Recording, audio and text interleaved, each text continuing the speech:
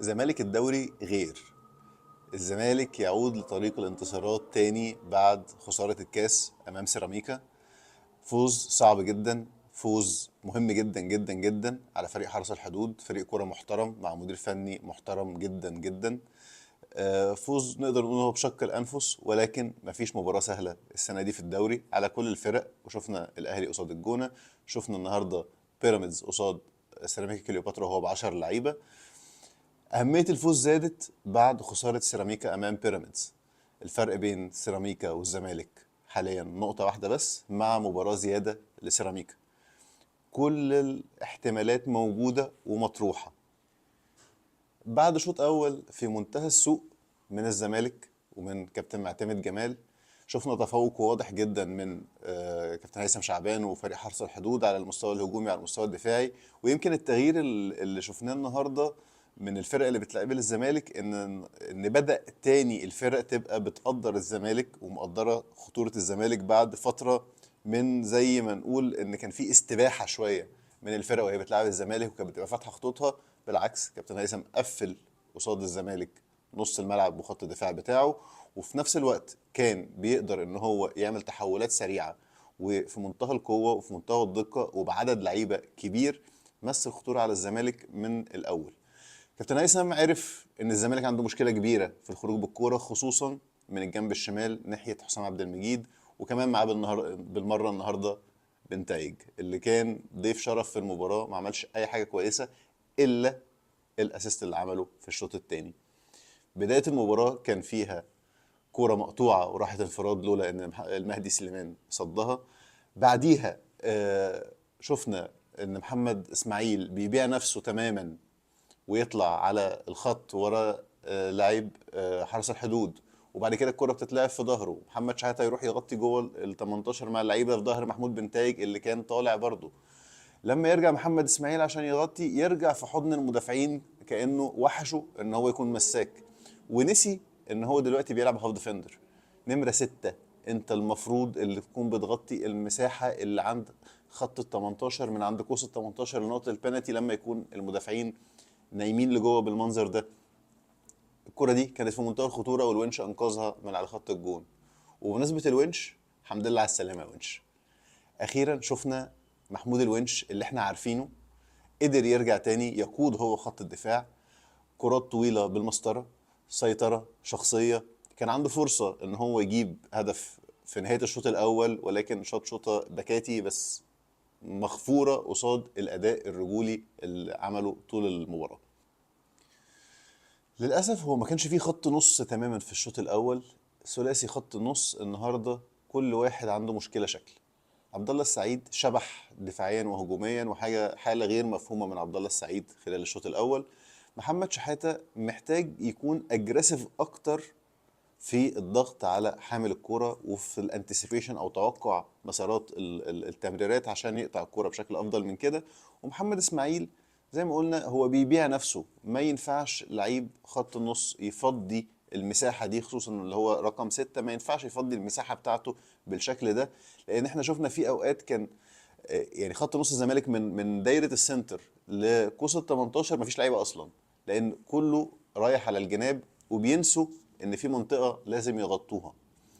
فشل تام في خط النص في الشوط الأول، فشل تام في قطع الكرات عن طريق خط النص، أدى إلى إن الزمالك الكرة لما بتتقطع منه الهجمة بتكون خطر مليون في المية، لأن أول خط دفاع بيقابلها هو خط الدفاع جوه خط ال 18.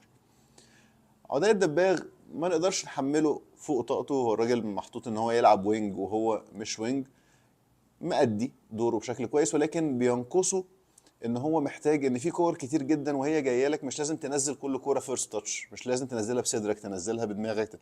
ممكن تستلم كورتك وتلف وتروح، يبقى في شويه ثقه. على الجانب الاخر بيتزيرا، انت بتلعب كوره كويسه قوي ودريبلر هايل وبتعدي، بس عندك هدف من الهجمه ولا ما عندكش؟ عشان اوقات كتير بحس ان بيتزيرا ما عندوش هدف من الهجمه.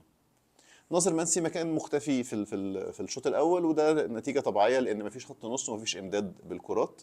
الوحيد اللي كان هايل بالنسبه لي واحسن لاعب في الشوط الاول هو محمد ابراهيم. اللاعب الوحيد اللي بيعمل تغطيه عكسيه في خط الدفاع، بيعمل اوفرلاب في كل الهجمات، ولكن للاسف في حته عدم ثقه من عبد الله ومن بيتزيرا ان هو ما بيطلعوهوش، ما فيش ثقه ان هم يطلعوه وعايزين هم اللي يلعبوا، فالولد رايح جاي رايح جاي والكره ما بتتلعبلوش. فدي نقطه الحمد لله ان هي اتحسنت في الشوط الثاني. الشوط الثاني مغاير تماما عن اللي شفناه في الشوط الاولاني. يمكن كابتن معتمد جمال في بعض المشاكل في اختيار التشكيل في الشوط الاول وشفناها في كذا مباراه خصوصا في المباريات الاخيره، ولكن الحاجه برضو الاكيده ان هو مميز جدا في التغييرات بتاعته اللي بترجع الزمالك تاني ان هو يكون مسيطر، يقدر يكسب، يحول سير المباراه لمصلحه الزمالك بعد ما يكون البدايه ما بتكونش احسن حاجه. شفنا التغييره اللي حصلت في بين الشوطين بنزول محمد السيد مكان محمد اسماعيل، وانا شايف ان هي كانت تغييره مهمه جدا لان محمد اسماعيل ما كانش بيقدم احسن مستوى ليه، وده استمراريه للي شفناه في ماتش سيراميكا. نزول محمد شحاته مكان محمد اسماعيل، وان محمد السيد هو اللي بقى بيلعب 8 مع عبد الله السعيد. يمكن ده حرر عبد الله السعيد شويه، صح عبد الله السعيد شويه في الشوط ده، ولكن برضه مازال مش هو اداء عبد الله اللي احنا عارفينه، ولكن شفنا خروج بالكوره بسلاسه اكبر. محمد السيد لعيب كورته حلوه، سريع، بيقدر يفكر، بيقدر يبقى عنده حلول، ودي ميزه مهمه جدا في اللاعب رقم 8 في خط النص. ولكن التغييره الحقيقيه اللي فادت الزمالك هي نزول فتوح.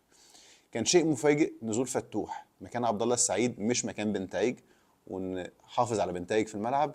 وبالعكس هو بدل ما يلعب فتوح في خط النص ناحيه الشمال زي ما كنا دايما بنشوفه، لا لعبه ناحيه اليمين وخلى محمد السيد هو اللي ناحيه الشمال برجليهم العكسيه عشان يعمل الحاجة اللي هو كان بيفكر يعملها في الشوط التاني. الحاجة دي اللي هي ايه؟ اختراق لاعيبة خط النص لل 18 مع ناصر منسي. شفنا الاوفرلاب اللي عمله محمد ابراهيم لفتوح، واخيرا فتوح بقى هو اللي بيلعب محمد ابراهيم وبيستغل الاوفرلاب بتاعه لغايه الاصابه بتاعته اللي اتمنى ان هي تكون بسيطه، لان الولد ده بجد لعيب كوره قوي جدا جدا جدا. شفنا محمد ابراهيم وهو بيرفع عينه، شفناه وهو بينشن الكوره على دماغ محمد السيد اللي عمل هيد كويس جدا، ولكن لو كان في زاويه كان هيكون هدف مليون في المية. دي مش اول مره محمد ابراهيم يعمل كروس بالشكل ده بالكواليتي ده، واتمنى ان هو الاصابه بتاعته ما تكونش طويله، لان انا شايف ان محمد ابراهيم حاليا هو الباك الاساسي، باك اليمين الاساسي للزمالك حتى بعد رجوع عمر جابر. وشفنا ان برضو نفس الكرة بتتعمل للناحية التانية مع بنتايج في الحسنة الوحيدة ليه في المباراة، الكروس اللي عمله لأحمد فتوح مع اختراق أحمد فتوح والهيد والفينش العالمي اللي هو عمله. وكمل أحمد فتوح جمال لعبه النهاردة وروقانه وكورته النظيفة الجميلة اللي احنا كانت وحشانا بالأسيست الجميل الذكي الغير متوقع اللي عمله لناصر منسي، اللي لازم نشيد بيه. ناصر زي ما بيتقال عليه محظوظ، بيتقال عليه موفق، بيتقال عليه الناس بتدعي له، لا ناصر مجتهد، ناصر لعيب ذكي جدا جدا، بيعرف يخرج من الاوفسايد في الفرق اللي بتلعب هاي لاين، وشفناها في ماتش كايزر تشيفز وكان اللاين مان عنده اصرار رهيب انه يحسب الكوره عليه اوفسايد مع ان هي ما كانش بتبقى اوفسايد. والنهارده عملها تاني وهرب من الاوفسايد. ومش بس كده، هو قدر يلمح الزنفولي وهو طالع بدل ما يطول في الكوره ويستلم ويحاول ويبص، هو كان عارف ان في الجون طالع له في المكان ده، ومجرد ان هو نغز الكوره بس الكوره راحت بتتهادى في الجون، هدف تاني قتل المباراه تماما وحافظ للزمالك على الثلاث نقط المهمين قوي. دلوقتي ماتشات الزمالك في الدوري بقت كلها ماتشات كؤوس. الزمالك تقريبا عدى المرحلة الصعبة الغلسة اللي احنا كنا فيها، يمكن ما فضلش فيها غير ماتش زد يوم 24. بعد كده الموضوع هيكون أروق شوية، الجدول هيكون أروق شوية، اللعيبة هتلحق تعمل استشفاء، كابتن معتمد يقدر يحفظ جمل، يقدر يصحح أخطاء، لأن الأوقات الضيقة ال 48 ساعة دي ما فيش تصحيح أخطاء غير بمحاضرات نظرية. أتمنى إن الزمالك يفضل على المستوى ده، أتمنى إن كابتن معتمد يبني على الحاجات اللي بيكسبها من المباريات دي، ونبدأ نتلافى الأخطاء، ونبدأ نفوق اللعيبة اللي محتاجة تفوق، لأن الزمالك محتاج كل لعيبته بلا استثناء. مبروك للزمالك وعقبال الماتش الجاي إن شاء الله.